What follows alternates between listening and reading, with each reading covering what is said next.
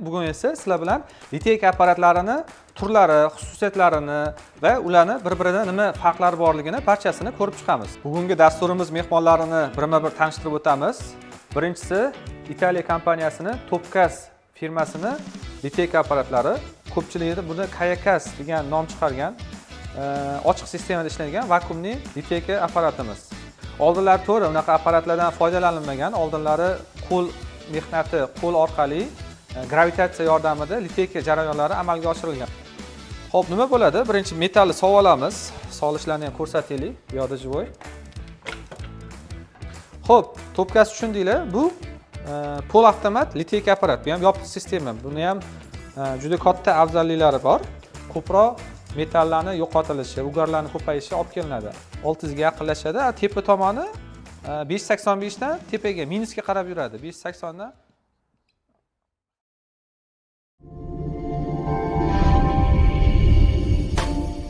Assalomu alaykum barchaga. Sizlar bilan yana Javohir Abdurahmonov. Oldingi videolarimizda sizlar bilan liteyka sistemasini to'liqligicha tushuntirib o'tgandik. Bugun esa sizlar bilan liteyka apparatlarini turlari, xususiyatlarini va ularni bir-biridan nima farqlari borligini barchasini ko'rib chiqamiz. Bugungi dasturimiz mehmonlarini birma-bir tanishtirib o'tamiz. Birinchisi Italiya kompaniyasini Topkas firmasini liteyka apparatlari. Buni 3 kiloli modeli TVC 10D degan modeli va ikkinchisi Xitoy Ixuy kompaniyasiga tegishli bu pol avtomat liteyka apparatimiz hisoblanadi. Uchinchisi bu ham Xitoyniki, bu platina uchun mo'ljallangan, shuning uchun nisbatan hajmlari kichkinaroq va eng oxirgisida sizlar bilan ko'pchilik biladigan ochiq sistemada ishlanadigan, ko'pchilikda buni Kayakas degan nom chiqargan ochiq sistemada ishlaydigan vakuumli liteyka apparatimiz. Bugun hozir sizlar bilan shularning barchasini sizlarga birma-bir tushuntirib beramiz. Liteyka apparatlari o'zi ko'pchilik biladi, zargarlarimizning asosiy har kungi ish qurollaridan biri hisoblanadi. Bularsiz zargarlarimizning ishini tasavvur qilib bo'lmaydi. Oldinlari to'g'ri unaqa apparatlardan foydalanilmagan, oldinlari qo'l mehnati, qo'l orqali gravitatsiya yordamida liteyka jarayonlari amalga oshirilgan. Uni ko'pchilik zargarlarimiz biladi. Hozir menimcha unaqa sistemadan ishlatiladiganlar qolib ketdi. Ba'zida ishlatilmasa, masalan, shogird ukalar yo individual ish qiladiganlar qilib qolishi mumkin, lekin juda kam. Men eslolmayman, ko'rmadim oxirgi paytlarda unaqa apparatlarni qo'lda aylantirib liteyka qilish jarayonlarini. Lekin yoshligimdan eslayman, o'zi adalarim ham zargar bo'lgani uchun yoshligimda eslamay qolib ketgan, shunaqa qo'lda aylantirib chiqishardi, unaqa texnologiya bo'lmagan paytlarda. Xo'p, liteyka sizlarga hozir chizib ko'rsatib beraman. Bu ish jarayoni qanaqa bo'ladi? Ko'p bu avtomat qilingan apparatlarimizda ikki xonali bo'ladi. Ya'ni mol eritib beradigan xonasi bo'ladi. Bu yerda biz metalni eritib yoramiz. Metal eriydi va bu yerda kanali bor, o'zi tushib ketadigan. Pastda ikkinchi xonasida biz apok qo'yamiz. Bu yerda apok bo'ladi. Keyin apok ichida archa deymiz, bu oldingi videolarda ko'rsatdik. Ichida uzun-uzun zargarlik buyumlari bo'ladi. Xo'p, nima bo'ladi? Birinchi metalni sovib olamiz. Solishlarni ham ko'rsataylik. Bu yoqda jivoy. Bu yoqqa o'zini hajmiga ko'ra metal soriladi, aralashtiradi, probalarni tekshiriladi. Proba masalan 585 bo'lsa 585, 750 bo'lsa 750 keltirib, bu yoqda solib eritiladi. Buni yopiladi. Yopilgandan keyin bu yoqda erish jarayoni boshlanadi. Erigandan keyin gravitatsiya hisobida emas, bu yoqni kontrol qilsa bo'ladi, boshqalarda gravitatsiya hisobida tushadi. Pastki vakuum yordamida tortib shu qoliplarning ichiga kirgiziladi. Qoliplarni bunaqa ko'rinishda ichiga teriladi, ya'ni gipsdan qolip yasaladi. Ichi bo'sh bo'ladi. Ichi bo'sh hisobiga qolip deb aytamiz va metal o'sha probali tillalarni shunga to'kib olamiz. Shu jarayonni biz liteyka jarayoni deb aytamiz, ya'ni quyish jarayoni. Buni hozir turklar juda ko'payib ketdi, O'zbekistonda ishlaydigan dokum jarayoni deydi. Ya'ni bu sistemani dokum sistemasi deb aytishadi. Xo'p, yana aytadigan narsalarimiz liteyka sistemasida nimaga bu avtomatlardan, bunaqa apparatlardan foydalanish kerak? Nega bu apparatlarning narxlari turlicha? Hozir sizlarga birma-bir tushuntirib o'tamiz. Bularni qimmat bo'lishini, unaqa texnologiyadan foydalanishi juda ham asosli o'rinlari bor, uni sabablari bor. Birinchi sababi yopiq sistema deymiz, keyin ochiq sistema deymiz. O'shanga to'xtalib o'tib ketdik. Yopiq sistemada ugar bo'lish, kuyish, fora bo'lish, bo'lmasa yetmasdan qolishlik, ranglarni o'zgarib ketishliklar juda kam holatda bo'ladi. Agar uni siz hammasini to'g'ri qonun qoida bo'yicha qiladigan bo'lsangiz, unaqa sizlarda problema umuman kuzatilmaydi. Biz o'zimiz 5-6 yildan beri shu yopiq sistemada ishlab kelamiz, umuman unaqa problemaga duch kelmaganmiz. Qatinidir xato qilib turib ishlatsangiz bo'lishi mumkin, lekin juda ham kam ehtimoli bor. Ochiq sistemalarda ko'pchilik biladi, Kayakasda hozirgi kunda juda ko'p odam ishlatadi. Ochiq sistemalarda quyilayotganda metall ustidan quyganimizda metall tarkibida kislorod bo'ladi. Kislorod metall bilan birga kirishib ichkariga tushayotganda bizga fora holatlarini yo'lmasa teshi yo ranglarni o'zgarishiga olib kelishga juda katta ta'siri bor. Shuning uchun imkoniyati bo'lsa yopiq sistemali texnologiyadan foydalanishni tavsiya qilamiz. Agar imkoniyat bo'lmasa, ochiq sistemada qilib turib, uni ozgina ustidan obработка qilish jarayonlariga to'g'ri kelib qoladi. Shuning uchun bu sistema ham yomon emas, qilsa bo'ladi, lekin sharoit bo'lsa, iloji boricha pol avtomat yo'lmasa polni avtomat liteyka apparatlarini olishni tavsiya qilamiz. Xo'p, yana hozir endi sizlarga buni tushundinglar. Endi buni o'chirib tashlaymiz. Sizlarga nega bu ochiq sistema bilan yopiq sistemani afzalliklarini ko'rib chiqamiz. Albatta, yopiq sistema kisloroddan xoli bo'lgan sistema har tomonlama ochiq sistemadan yaxshi. Ham birma-bir sanab o'tamiz. Ranglari bo'yicha, foralarni oldini olish bo'yicha, ugarlarni kamaytirish bo'yicha, yana bir nechta sabablari bor. Boy hozir esim kelmayapti. Eng asosiy sabablari shu. Keyin tez quyilish bo'yicha, ya'ni yetkazib berish bo'yicha ham yopiq sistema ancha effektivni hisoblanadi. Xo'p, men nimaga bu narsani alohida to'xtalyapman? Ochiq sistema bilan yozib qo'ya qolib bu yoqqa.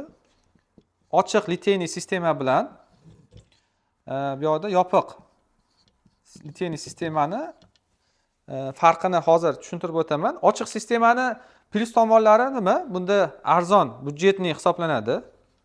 Budjetli variant hisoblanadi. Ya'ni bu apparatlarni sizlar $1000 xarid qilishingiz mumkin liteyka sistemasini.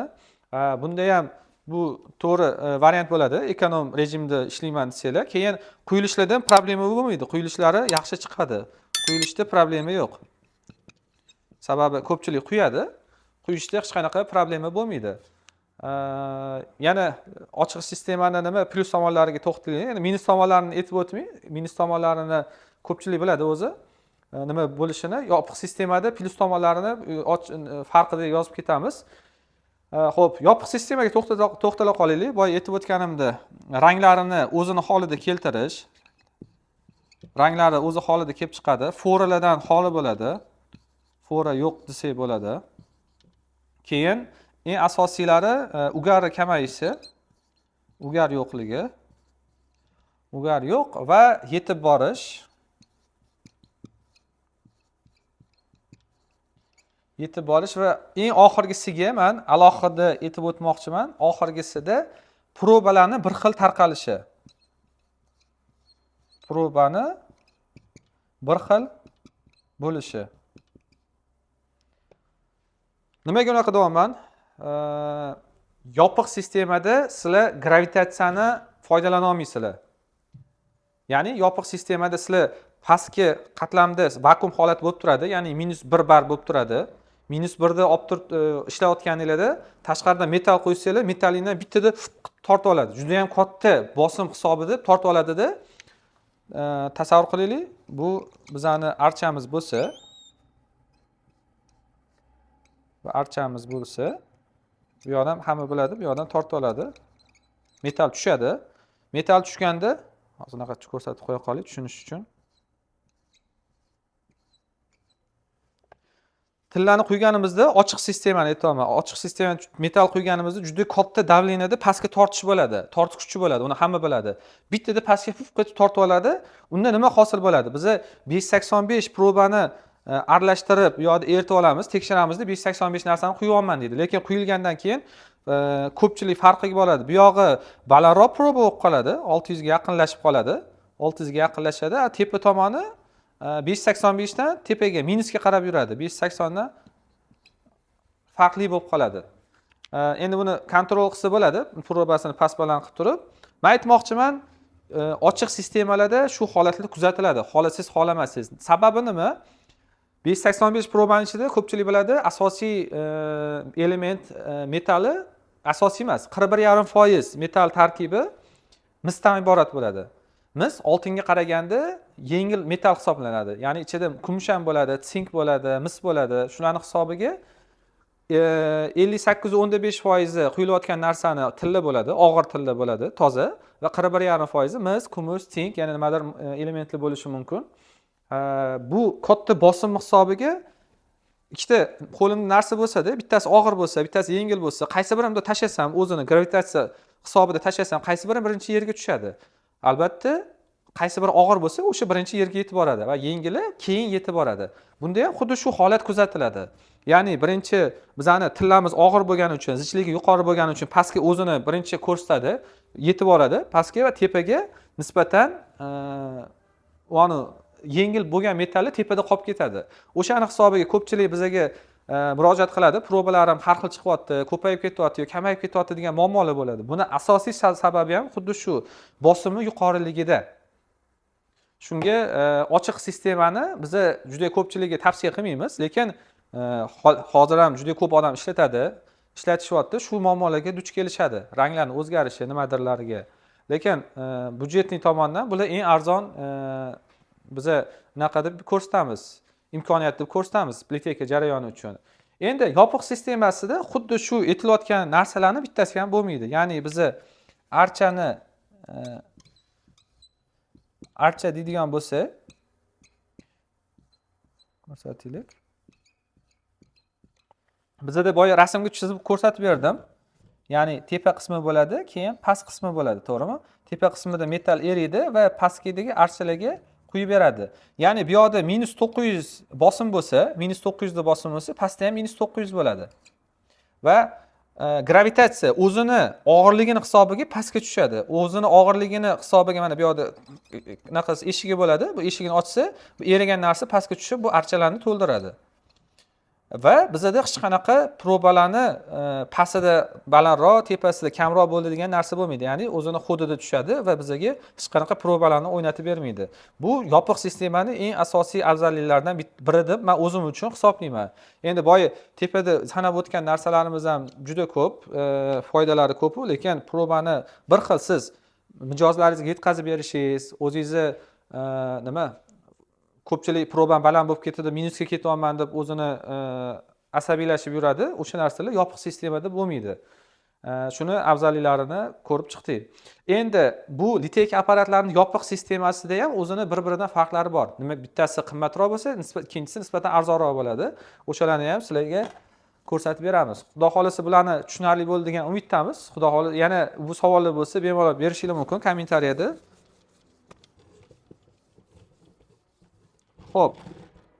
Endi sizlarga yopiq sistemani ko'rishingiz mumkin. Yopiq sistema, ikkalasi yopiq sistema deymiz. Ya'ni bu yoqda kislorod aralashuvi bo'lmaydi. Yana shu joyda aytib o'tay, yana bitta narsa esimdan chiqib qolibdi. Yopiq sistemada kislorod deganda esimga tushib qoldi. Kislorod aralashuvi bo'lmagani hisobiga bizga foralar bo'lmaydi. Fora nima degani? Metal quyilgandan keyin ichidan teshikchalar hosil bo'ladi. Teshikchalar hosil bo'ladi va teshikchalarning hosil bo'lishiga bizga kislorod sabab bo'ladi. Ya'ni metalli havoda quyilishi jarayonida metal o'ziga kislorod yutib oladi va kislorod yutib olgandan keyin qolipga tushgandan keyin o'sha metalni ustida ko'rmasingiz mumkin, lekin ichki tomonida o'zida kislorod pufecha bo'lgani uchun u metal quyilgandan keyin o'sha pufechani o'rnida bizda nima bo'ladi? Bo'shliq hosil bo'ladi. O'sha bo'shliqqa hisobiga biza polirovka jarayonlarimizda ustida nuqta teshikchalarni ko'rishimiz mumkin. U zargarlarimizning eng muammoli nuqtalaridan biri hisoblanadi.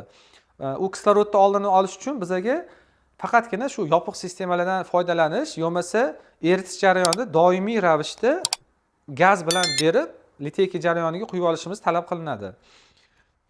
Keyin yana shu gap orasida aytib o'tay, oddiy ingus deymiz, metalni eritib turib plastinkaga quyib olishadi. Bunaqa inguslarimiz bo'ladi. Ichida metalli plastinka qilib turib valsdan o'tkazishga tayyorlashadi. Shu narsaga ham e'tibor beringlar. Agar ingusga qo'yayotganingizda ham ko'pchilik biladi. Masalan, plastinka quymoqchi bo'lsa, bunaqa bo'lib quyilmaydi plastinka hech qachon. Plastinka quyilganda o'rtasi sal pastroq bo'lib quyiladi. bundoq bo'lib turib quyiladi. Bunga sabab nima? Boyaga aytgan narsam, og'irligini hisobiga, ya'ni tillani agar 585 proba ishlatayotgan bo'lsangizgina 585 proba bilan tillalarni quymoqchi bo'lsangiz plastinkaga, pastki tomoni nisbatan og'irroq bo'ladi, probasi balandroq bo'lib ketadi. Tepa tomoni nisbatan probasi pastroq bo'ladi va unaqa dog' tochkalarni ko'rishingiz mumkin. Ya'ni bu kislorod, metaldagi kislorod o'zini tepaga yuqoriga otadi va bizga tepa tomonda ko'proq tochkalarni ko'proq ko'rishingiz mumkin. Past tomon tekis bo'ladi, unaqa tochkalar bo'lmaydi. Sababi kislorod tepaga intiladi. Intilgani hisobiga shunaqa holatlarni kuzatish mumkin. Buni nimaga aytib o'tyapman? Ko'pchilik buni Fisherga bog'lamoqchiman. Fisher apparatlarni ishlatayotganda plastinka olib kelyapti-da, bitta tomoni tekshirib, "Voy, menda probam bunisi baland chiqyapti, tepa tomoni past chiqyapti" deb ikki xil probani aytishadi. Bu tabiiy holat. Tabiatda o'zi boya tushuntirib o'tganimda, xuddi shunaqa bo'ladi. Buni oldini olish iloji yo'q. Ya'ni siz quyayotganingizda, metalni quyganingizda baribir past tomonda proba nisbatan balandroq bo'ladi. Tillani o'zini og'irligi bilan tushgani hisobiga. Tepa tomonda yana pastroq bo'lishi sababi o'sha yengil metallarning tepaga chiqishi va kislorodda yengil metallar bilan o'zini kislorod yana tepaga olib chiqib qo'yadi. O'shani ham hisobga olish kerak. Quyilish jarayonida eng katta dushman bu kislorod hisoblanadi. Shuni esdan chiqarmaydi. Xo'p, endi asosiy narsaga qaytamiz. Mavzuga bu qo'shimcha bo'ldi. Kislorod temasi. Kislorodga juda katta e'tibor berish talab qilinadi quyilish jarayonida. Bunga ko'pchilik e'tibor bermaydi. Lekin mana shu kislorodni to'g'rilab olsa, gipsda muammo bo'lyapti, farmovkam yaxshi bo'lmayapti, yana pechkada muammo bo'lyapti degan narsa aslida kislorod bilan bog'liqlik tomoni juda ko'p bo'lishi mumkin. Biz ko'pchilik o'zimiz tajribamizdan kelib chiqib aytyapman bu narsani. Shu narsalarni aytgandan keyin o'sha muammolar ham hal bo'ldi. Keyin yana kislorod mavzusida kislorod faqat metalga emas, bu gipsga ham aloqasi bo'lishi mumkin. Ya'ni farmovka jarayonini siz yaxshi qilmasangiz, ichida kislorod qolib ketsa, ya'ni havo pufaychalar qolib ketsa, u yana ishingizni yomon chiqishiga, quyilish jarayonining yomon chiqishiga katta ta'siri bo'ladi. Ya'ni ko'pchilik aytadi, katta xato qiladi shu joyda. Farmovka qilgandan keyin vakuum qiladi-da, -1 da vakuum qilyapman. Umuman zo'r vakuum bo'lyapti, gips qaynayapti deydi. Lekin gips qaynadi, sizga kislorodni tashqariga chiqardi degani emas. U yoqda обязательно vibratsiya bo'lishi kerak. Farmovka jarayonida vibratsiyani o'rni juda yuqori. Oldingi videoda ham aytib o'tdim. Agar vibratsiyangiz yaxshi bo'lmasa, vakuumingiz yaxshi bo'lib, yaxshi sizga qaynash jarayoni kuzatilayotgan bo'lsa, bu ishingiz yaxshi degani emas. Sizga yaxshi vibratsiya kerak va yaxshi vakuum kerak. Ikkalasi bo'lishi shart. Bittasi yaxshi, bittasi yomon bo'lsa, ishingizga katta ta'siri bo'ladi. O'shani hisobga olib qo'yinglar. Endi boyaga yopiq sistemalarni bir-biridan farqlarini sizlarga tushuntirib beraman. Yopiq sistema bo'ldi degani, bo'ldi hamma ishim 5 degani emas.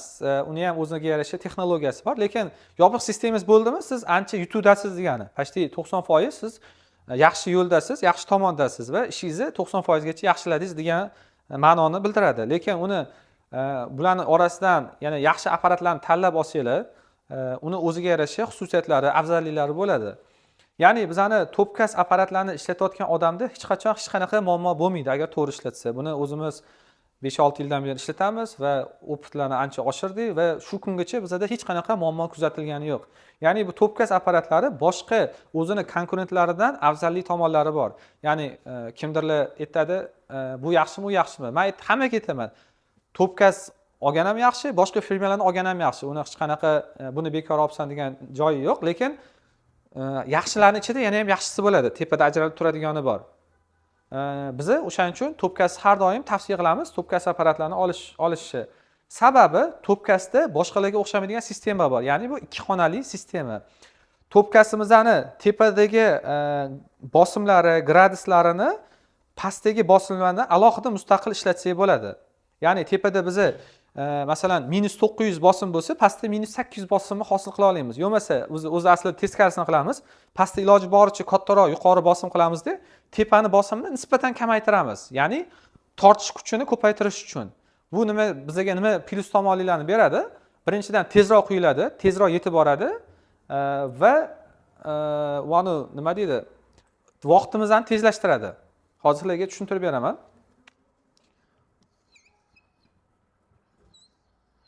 Bu ikkita ko'rganinglarda mana bu tepa qismi va past qismi. Boya rasmni chizib ko'rsatdim. Tepa qismida biz mollarni eritib yoramiz va klapan ochiladi. O'zi avtomatik bo'ladi ochiladi. Klapan ochilgandan keyin pastga quyib beradi. oddiy to'pkasi konkurentlari, raqobatchilarini xususiyati boy ko'rsatdim, yana qaytarib o'taman. Ikkala tomon ham, pastki tomon ham, tepadagi tomon ham bosimi bir xil bo'ladi. Ya'ni tepa tomonda -900 atmosfera bo'lsa, bosim bo'lsa, pastda xuddi shunaqa -900 bo'ladi. Ya'ni tepa bilan pastni bosimi bir xil bo'ladi. U bizga metallarni o'zini gravitatsiya yordamida pastga tushib olishni yaratib beradi. Ya'ni juda ham tez ham pastga tushmaydi, juda ham sekin ham tushmaydi. O'zini qanchalik og'irligini hisobiga o'zini hududida tushadi va buni boya aytganimdek probalarni o'ynatmasligiga olib keladi. Bu boshqa to'pkasi konkurentlarini ish jarayoni. Ikkala tomon ham bir xil bo'ladi.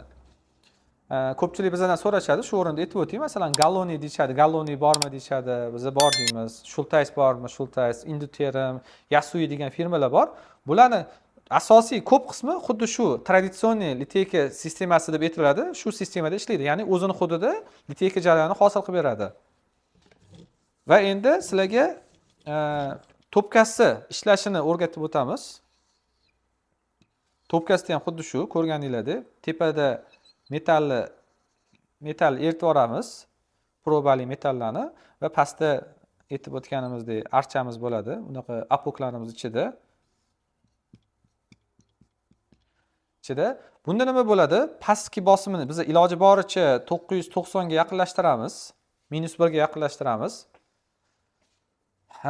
Tepadagini nisbatan sal ya'ni havoni kirgizamiz. Nisbatan bosimi pastga qaraganda nisbatan ko'proq bo'ladi. Ya'ni u juda ham ko'p emas. Masalan deylik 800, -800. Ya'ni o'rtadagi farq salkam 200 da tashkil qilyapti, 200 bosimni. Bu nima degani? Bizda ochiq sistemada aytib o'tganimdek, ochiq sistemada, ya'ni aytib o'tdik, ochiq sistemada tepadan quyamiz biza, metal quyamiz va pastda vakuum hosil bo'ladi. Vakuum -990 bo'lishi mumkin bu ochiq sistemada. Bu yerda archa bo'ladi.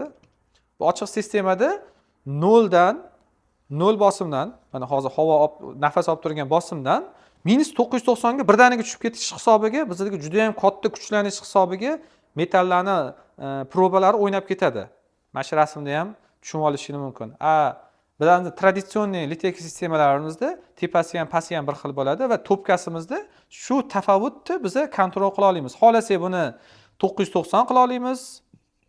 Masalan, -990 ga qilib qo'ysak bo'ladi, yo'masa 800, 850, 900 nisbatan o'ynatsak bo'ladi. Bu bizga katta kuch beradi. Ya'ni bizda agar yetib kela olmayotgan juda ham filigramli narsalar, ingichka soch tolasiga o'xshagan narsalarni biz buni bosimini nisbatan ko'tarib, ya'ni -700 ga, -600 ga ko'tarsak, quyilish, tortib olish jarayoni tezlashadimi? Tezlashgandan keyin yetib borish ham tezlashadi va bizga hech qanaqa muammolarsiz har bitta narsamizni probalarni juda ham katta naqada farq bilan o'ynatmasdan bemalol o'zini rangida foralasiz quyib olishimiz mumkin. Asosiy aytmoqchi bo'lgan gaplarim shu. Bu liteyka sistemasida Xudo xolasa tushundinglar degan umiddaman. Endi ko'p ustozlar bor, buni videolarni ko'rayotgan bo'lishi mumkin. O'tib-o'tda xato qilayotgan bo'lsam, kommentariyada yozib ketishligi mumkin. Biz ham o'zimiz ustimizda ishlaymiz, o'rganyapmiz. Xato kamchiliklarimiz bo'lsa, o'shalarni to'g'rilab ketyapmiz. To'pkaslarimiz ichini ko'rishingiz mumkin. Bu yerda o'sha sterjini bor, qalam deymiz. Qalam o'zi avtomat ravishda tepaga ko'tariladi va pastga tushadi. Erigandan keyin o'zi avtomatik ko'tariladi. Buyruq hisobida. To'pkas apparatlarimiz juda ham joni baquvvat apparatlardan, uncha-munchaga buzilmaydi. Yaxshilab qarab tursanglar, tozaligiga rioya qilsanglar, bu yerga apoklarni qo'yiladi. Ichini ko'rsat mana. Ichlariga sizlar xohlasanglar belbog'li apok qo'yishingiz mumkin, xohlasanglar oddiy belbog'siz apoklarni ham bemalol qo'yishingiz mumkin. Bu to'pkas talab qilmaydi. Belbog'i bo'lsin yo belbog'i bo'lmasin degan narsani talab qilmaydi. Bemalol ishlatsanglar bo'ladi. Xo'p, to'pkas tushundinglar. Bu pol avtomat liteyka apparat. Bu ham yopiq sistema. Buni ham juda katta afzalliklari bor. Masalan, pul tomondan bular ancha arzon hisoblanadi. Pol avtomat hisoblanadi. Bularni avtomat bo'lsa, bitta dona knopka bilan bu yoqni hamma ishni o'zi qilsa, bu yoqda ishlarni o'zingiz gradus erigandan keyin, qizigandan keyin o'zingiz to'xtatishingiz kerak, quyish uchun o'zingiz qilishingiz kerak. yana o'ziga yarasha narxalari bor. Nima deydi? 2-3 ta jarayonni bosish kerak, bosimlarni to'g'ri qilishingiz kerak. Hammasi mexanik, qo'lda qilinadigan narsa, lekin xuddi shuni soddalashtirilgan versiyasi. Narxida ham ancha-muncha tafovut bor. Ya'ni salkam 3 ga 1 to'g'ri, 3 ga 1 farqi bor. Ya'ni bu 10 so'm bo'lsa, naborot. Bu 30 so'm bo'lsa, bu 10 so'm narxi примерно. 3 ga 1 farqini aytyapman. Bularni ham ichini ko'rishingiz mumkin, juda ham chiroyli ishlangan. Bularning hamma apparatlarimizning garantiyalari bor. Buni yana bitta minus tomon deb aytsak bo'ladimi, yo'qmi, bilmayman. Bunda belbog'li apok qo'yilish talab qilinadi. Belbog'siz ham qilib yasatsa bo'ladi. Buni belbog'li ko'proq talab qilinadi, belbog'li apoklarni qo'yilish. Bu pol avtomatimiz. Xo'p, keyingi apparatimizni, liteyka apparatimiz bu platina apparatimiz. Tushunmagan odam so'rashi mumkin, nimaga platinani bo'ladi qilsa bo'lmaydimi deyish mumkin. Yo'q, platina qilib bo'lmaydi. Sababi platinaga bilasizlar, menimcha 1800 gradus kerak bo'ladi eritish uchun, eng kamida 1800-1900 gradusda eriydi. Bu apparatlarimizni 2600 gacha chiqadi gradusi. Ya'ni sizlarga yuqori gradus kerak. 1800-1900 platina eriydi degani u quyiladi degani emas. Ya'ni ularni yana ham kattaroq gradusga chiqarib, juda ham suyuq holatga keltirish kerak. Suyuq holatga keltirish kerak, undan keyin quyish kerak. Quyilganda ham platina juda ham tez qotib qoladi. Ya'ni masalan tillani suyulgan holatda quyilib olsa, istalgan joyga quyiladi, lekin platinani quyilmasdan turib qotib qoladi. Juda ham qattiq metall bo'lgani uchun, shuning uchun ham platinaga o'zi space apparat kerak bo'ladi. Keyin bunaqa katta apparatni platinani quya olmaysizlar, katta ob'yomda. Kichkinagina ob'yomda quyishingiz mumkin. Masalan, bu apparatimiz faqatgina 150 gram platinani quyib berish imkoniyatiga ega. Ya'ni sizlar masalan 1 kilolik platinani quymoqchi bo'lsanglar, bunaqa texnologiyani men bo'lsa kerak-ku, lekin ko'rmadim. Sababi 1 kilolik platinani quyish juda ham qiyin hisoblanadi qolip ichiga. Bular ham vakuumda ishlaydi, ham o'zi aylanadi, aylangani hisobiga to'kadi. Buni ichini ko'rishingiz mumkin. Sal boshqacharoq nisbatan sistemasi juda ham kichkina. Bu platina eritadigan kristal, keramik kristal deymiz biz, keramikasi. Ya'ni bu yerda platina eritamiz, bu yerda apokini qolipini qo'yamiz. O'zining kichkina qoliplari bor, bu emas aslida. O'zining kichkinaroq qolipi bo'ladi. Shu qolipini qo'yib platinani quyish jarayonini amalga oshirsangiz bo'ladi. Apparatimiz narxlari juda ham qimmat emas, 10 ming dollardan arzon turadi. Platina bilan ishlaydiganlarga bemalol tavsiya qilamiz. Liteykalarni quyib olsa bo'ladi. Va bularning sistemasini aytib o'tdik. Ochiq sistemamiz, ko'pchilik Kayakas deb ham nom qozongan. Biz hozirgi tilimizda Kayakas bo'lib qolgan. Bu turetskiy versiyasi, ya'ni katta 30 sm, 40 sm gacha apoklarni quysangiz bo'ladi. Ya'ni bu ochiq sistema hisoblanadi. Shunga e'tibor beringlar. Asosiy liteyka jarayonlarini aytib o'tilishi shu. Yana bitta narsani aytib o'taylik. Ochiq sistema bilan yopiq sistemalarning farqi.